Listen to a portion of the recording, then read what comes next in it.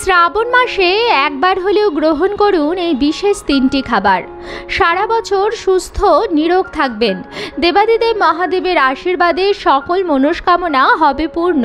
নমস্কার বন্ধুরা, আমি সুচরিতা। সবাইকে স্বাগত জানাচ্ছি কিপ গ্রুমিং চ্যানেলে। বন্ধুরা, আশা করছি সবাই ভালো আছেন এবং সুস্থ আছেন। চলছে শ্রাবণ মাস। শ্রাবণ মাস দেবাদিদেব মহাদেবের মাস। এই মাসের প্রতিটি সোমবার শিবের ব্রত পালন করেন লক্ষ লক্ষ হিন্দু ধর্মাবলম্বী। ব্রতের উদ্দেশ্য একটাই, মনস্কামনা পূরণ। শিব মূর্তি বা শিবলিঙ্গের প্রতি দুধ নিবেদন শ্রাবণ শিবব্রতের অন্যতম প্রধান আচার। বলা হয় এই শ্রাবণ মাসে যেমন কিছু খাবার মোটেই খাওয়া উচিত নয়, ঠিক সেরকমভাবেই কিছু কিছু খাবার আছে যেটি শ্রাবণ মাসে একবার হলেও মুখে তোলা উচিত। আপনি নিজেও যেমন সেই খাবারটি গ্রহণ করবেন, আপনি লক্ষ্য রাখবেন আপনার পরিবারের সবাই যেন একবার হলেও শ্রাবণ মাসে সেই খাবারটি গ্রহণ করে। তাহলে আপনি এবং আপনার পরিবার দেবাদিদেব মহাদেবের আশীর্বাদ ধন্য হবেন এবং তার সাথে সাথে শিব ঠাকুরের ব্রত করলে আপনাদের সকলের সকল মনস্কামনাও পূর্ণ হবে। আজকের ভিডিওটিতে আমি আপনাদের সঙ্গে শেয়ার করব কোন সেই খাবার যেটি অবশ্যই শ্রাবণ মাসে একবার হলেও মুখে তোলা উচিত। তার সাথে সাথে বন্ধুরা, আমি আপনাদের এটাও বলে দেব যে কিছু কিছু খাবার আছে যেগুলো ভুলেও খাবেন না শ্রাবণ মাসে। তো চলুন বন্ধুরা, ভিডিওটি শুরু করা যাক। মূল পর্বে যাওয়ার আগে আমার সকল বন্ধুদের কাছে একটাই অনুরোধ করব যে ভিডিওটি সম্পূর্ণরূপে দেখুন। ভালো লাগলে কিন্তু অবশ্যই লাইক, কমেন্টস এবং শেয়ার করবেন।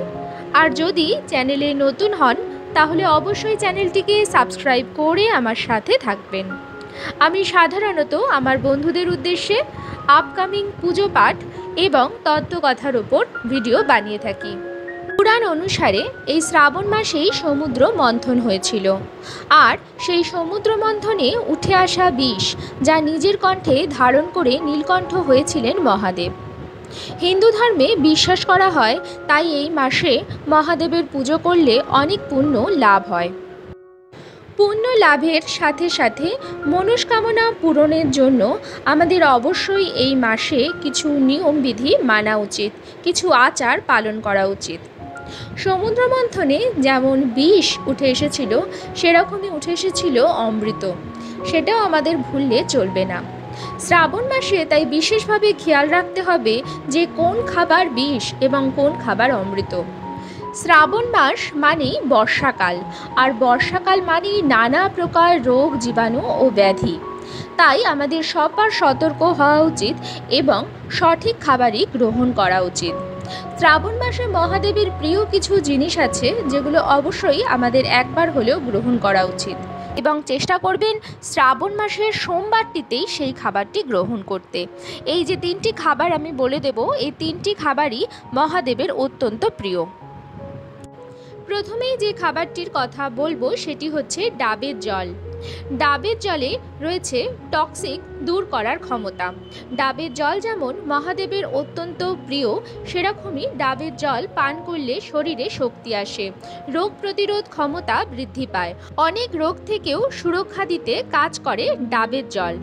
ডাবের জল খেলে ওজনও নিয়ন্ত্রণে থাকে। কোনো ব্যক্তির শরীর স্বাস্থ্য ভালো রাখার জন্য ওজন সঠিক হওয়া খুবই প্রয়োজন। তাছাড়া থাইরয়েড হরমোনের ভারসাম্য বজায় রাখতেও ডাবের জল খুবই উপকারী। কিডনি সুস্থ রাখতেও ডাবের জল খাওয়া ভালো। তাহলে বুঝতেই পাচ্ছেন বন্ধুরা যে ডাবের জল হচ্ছে অমৃতের সমান, প্রকৃতির অদ্ভুত একটি দান। ডাবের জল শ্রাবণ মাসে অবশ্যই একবার হলেও পান করুন।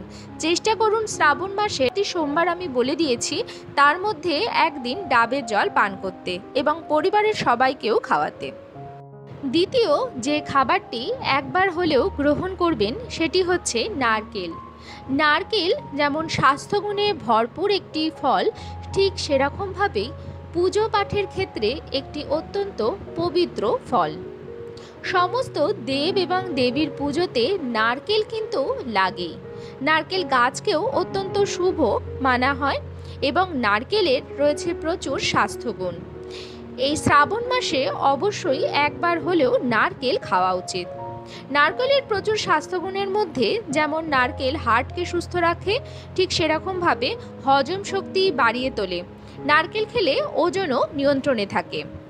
নারকেলের মধ্যে থাকা মিনারেলস আমাদের হাড়ের শক্তি বৃদ্ধিতে প্রয়োজনীয়। এতে থাকা ক্যালসিয়াম আমাদের হাড়কে যেমন মজবুত করে, তেমনি দাঁতের ক্ষয়ও রোধ করে। নিয়মিত নারকেল খেলে ত্বকও ভালো থাকে এবং ঔজ্জ্বল্য বৃদ্ধি পায়। তাহলে বুঝতেই পাচ্ছেন বন্ধুরা, নারকেল যেমন পুজো পাঠের সমস্ত কাজে লাগে, ঠিক সেরকমভাবেই স্বাস্থ্যগুণে সমৃদ্ধ একটি পবিত্র ফল। তাই অবশ্যই শ্রাবণ মাসে একবার হলেও নারকেল খাবেন।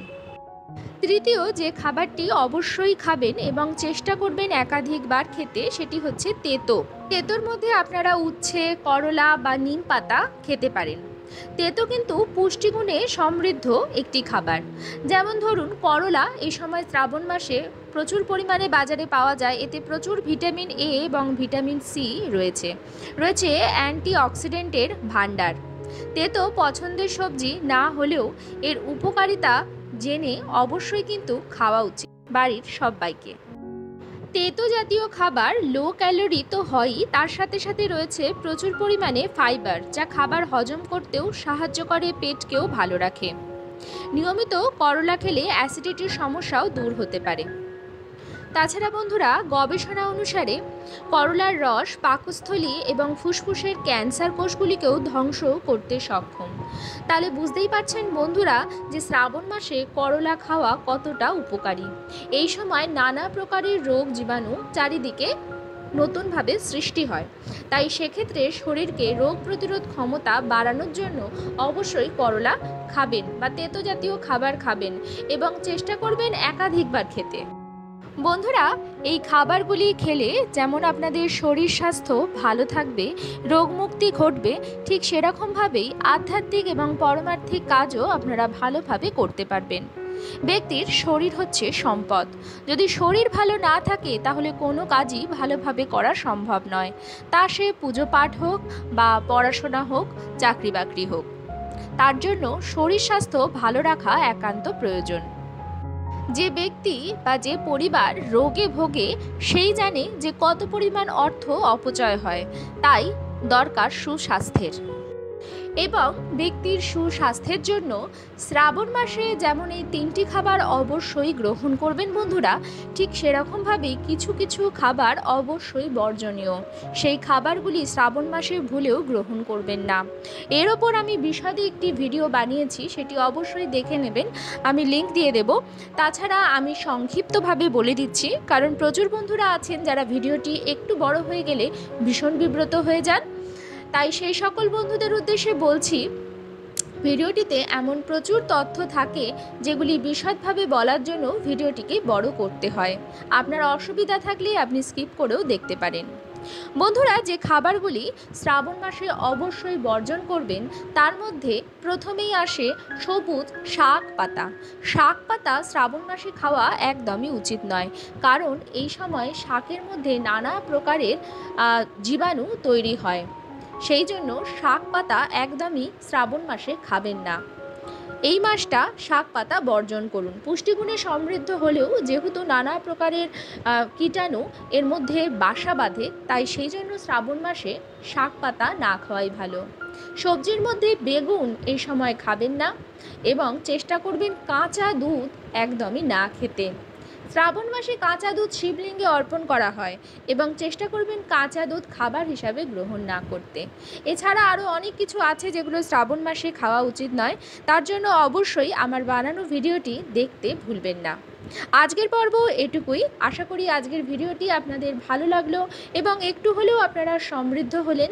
ভিডিওটি ভালো লাগলে অবশ্যই কিন্তু লাইক, কমেন্টস এবং শেয়ার করবেন। আর যদি চ্যানেলে নতুন হন তাহলে অবশ্যই চ্যানেলটিকে সাবস্ক্রাইব করে আমার সাথে থাকবেন। দেখা হবে নতুন ভিডিও নিয়ে। সবাই খুব ভালো থাকবেন, সাবধানে থাকবেন। আপনাদের সবাইকে জানাচ্ছি শ্রাবণ মাসের শিব পূজার অনেক অনেক শুভেচ্ছা।